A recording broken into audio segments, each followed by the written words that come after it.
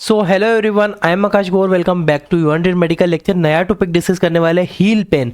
Heal pen क्या होता है, यानी कि एडीओ में जो दर्द होता है, क्यों होता है, कारण क्या है, उसके रीजन क्या है, लक्षण क्या है और दवाइयाँ, पूरा प्रिस्क्रिप्शन फॉर्म बनाकर मैं आपको बताऊंगा क्या मेडिसिन प्रिस्क्राइब होगी। पर पहली चीज, वीडियो केवल मेडिकल स्टूडेंट फार्मेसी के नॉलेज के लिए, आम आदमी अपनी मर्जी से दवाइयाँ ना लें। स्टार्ट करते हैं। Heel pain. Heel pain is a common problem that is mainly due to plantar fasciitis. ये प्लांटर फैसाइटिस क्या होता है समझिएगा, मैं बहुत अच्छी चीज बता के आपको एक्सप्लेन करूंगा हिंदी भाषा में। एडी में दर्द समस्या होती है, एक ऐसी समस्या होती है जो कि प्लांटर फैसाइटिस के कारण होती है। ये प्लांटर फैसाइटिस क्या होती है देखिएगा, डायग्राम समझिएगा। ये आपका पैर है, पैर के जो नीचे एक परत होती है जिसे क्या बोलते हैं हम लोग, प्लांटर फैसाइटिस, प्लांटर फेशिया बोलते हैं। ठीक है, प्लांटर फेशिया में संक्रमण हो जाना या इन्फ्लामेशन हो जाना प्लांटर फैसाइटिस के नाम से जाना जाता है। ऐसे पैर लिया हुआ है ये, जो कि देखिएगा यहाँ पे, ये जो है ये आपके अंगूठों को कनेक्ट करती है, आपकी उंगलियों को कनेक्ट करती है, सारी चीजों को ये कनेक्ट करके देती है। Plantar fascia, plantar fascia. ठीक है, इसमें अगर कोई इन्फ्लामेशन हो जाता है तो प्लांटर फेसाइटिस कहते हैं, और इसी के कारण आपको दर्द होता है, सुई जैसी चुभन एड़ी में होती है। Due to plantar fasciitis patient has sharp pain in heel, यानी कि प्लांटर फैसाइटिस के कारण मरीज को एडी में सुई जैसी चुभन वाला दर्द होता है। ऐसा दर्द होता है जिसे कोई कांटे चुभ रहे हो, सुई चुभ रही हो पैरों के अंदर। और ये एक ही इंपॉर्टेंट रीजन है प्लांटर फैसाइटिस। प्लांटर फैसाइटिस मैंने आपको बता दिया, आपके जो तलवे होते हैं उनके नीचे एक परत होती है। ठीक है, heel pain mainly occurs in 30 to 40 year age, यानी कि एडी में दर्द 30 से 40 साल की उम्र के वर्ष के में देखा जाता है। जो ज़्यादातर ये प्रॉब्लम होती है वो किस में होती है, 30 से 40 साल के बीच के जो व्यक्ति है उन्हीं में ये प्रॉब्लम देखने को मिलेगी। सुई जैसा चुभना, हील पेन होना, एडी में दर्द होना। तीनों पॉइंट क्लियर है कि हील पेन होता क्या है, प्लांटर फैसाइटिस के कारण। कॉजेस, क्या कारण है, मैंने पहले बता दिया, प्लांटर फैसाइटिस के कारण होता है। इसके अलावा स्टैंडिंग हार्ड सरफेस, एक कारण यह है कि अगर आप किसी कठोर जगह पर कंटिन्यू खड़े हो, घर में आप रहते हो दिन भर और बिना चप्पल के चलते हो, घर में बिना चप्पलों के रहते हो, आपको तो बहुत ज़्यादा दर्द होगा। उस कंडीशन में आपको चप्पलें पहनना है, सॉफ्ट ऑर्थो की चप्पलें आती है वो यूज़ करना चाहिए। वॉक विदाउट शूज़, वही चीज़ें, बिना जूतों के कंटिन्यूसली काम करना, बिना जूतों के चलना नहीं करना चाहिए, शूज़ चप्पल पहनना चाहिए।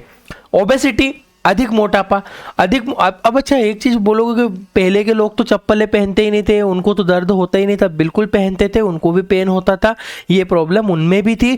वो लोग पत्ते बांधते थे पैरों में, या फिर कुछ चमड़े वमड़े के मांस वास के जानवरों के बांधते थे, वो भी यूज करते थे। बट अब चप्पलें डेवलप हो गई जो कि प्लास्टिक मटेरियल है उसको यूज करते। ओबेसिटी, किसी में ज़्यादा वजन है, मोटापा ज़्यादा है, तो उसके वजन के कारण भी उसको प्लांटर फैसाइटिस हो सकता है और दर्द भी हो सकता है। ये चारों कोजेस आपको ध्यान रखना है। सिम्टम, सीवियर पेन, बहुत ज़्यादा दर्द होगा, डिफिकल्टी वॉकिंग, डिफिकल्टी चलने में समस्या होगी पेशेंट को, पेन ड्यू टू वॉकिंग, चलते समय दर्द होगा। ठीक है, इसके अलावा फटिक, वो थकावट उसको ज़्यादा लगेगी, फीवर, बुखार आएगा पेशेंट को डेफिनेटली, और हील स्वेलिंग, एडी में सूजन देखने को मिल जाएगी, सुइयों जैसा चुभेगा, इस तरह की प्रॉब्लम आपको देखने को। इसमें जो प्रिस्क्रिप्शन देख लेते हैं गाइस। प्रिस्क्रिप्शन में देखिएगा, डायरेक्टली मैं पूरा प्रिस्क्रिप्शन ही बता देता हूँ। इसमें पेन किलर इंजेक्शन पेशेंट को प्रिस्क्राइब किए जाता है। Injection diclofenac sodium 75 mg, 75 mg का इंजेक्शन होता है ओडी, दिन में एक बार दी जाता है पेशेंट को, एडी में डायरेक्टली एक इंजेक्शन लगा दिया जाता है। ठीक है, डाइक्लोफेनेक, इसके अलावा aceclofenac SR 200 mg BD, aceclofenac जो होता है, एसिक्लोफेनेक एसआर जो टैबलेट आपको देखने को मिल जाएगी, सस्टेन रिलीज टैबलेट होती है। देखिएगा कैसे ट्रीटमेंट करना है। पहले जो पेशेंट आया उसने कॉम्प्लिकेशन बताई कि उसको प्रॉब्लम हो रही है, एडी में दर्द हो रहा है, सुई जैसा चुभ रहा है, तो उसको डायरेक्टली 75 mg का एक इंजेक्शन ओडी दिन में एक बार पेशेंट को डायरेक्टली दे दिया जाए, सिंगल डे, एक ही दिन देना। देन उसको प्रिस्क्राइब करना है। उसके बाद एसिक्लोफेनिक एसआर, ये सस्टेन रिलीज टेबलेट है, 200 mg बीडी, दिन में 2 बार 5 दिनों के लिए ये वाली टेबलेट जो है एसिक्लोफेनिक की एसआर। एसआर का मतलब होता है सस्टेन रिलीज, और सस्टेन रिलीज का मतलब होता है कि ये धीरे धीरे डिजोल्व होगी, धीरे धीरे अपना इफेक्ट दिखाएगी और लंबे समय तक इसका इफेक्ट रहता है। प्रेडनिसोलोन, इसमें एक स्टेरॉइड टेबलेट आपको पेशेंट को देना होगी, 20 mg ओडी, दिन में एक ही बार 5 दिनों के लिए प्रिस्क्राइब करना है। ये रही आपकी प्रेडनिसोलोन। सोलोन की मार्केट में कई नाम से मिल जाएगी, वेंटिकोटेल के नाम से मिलेगी, और भी नाम नए नए नामों से मिल जाएगी। प्रेडनिसोलोन कंपोजिशन याद रखना, स्टेरॉइड है।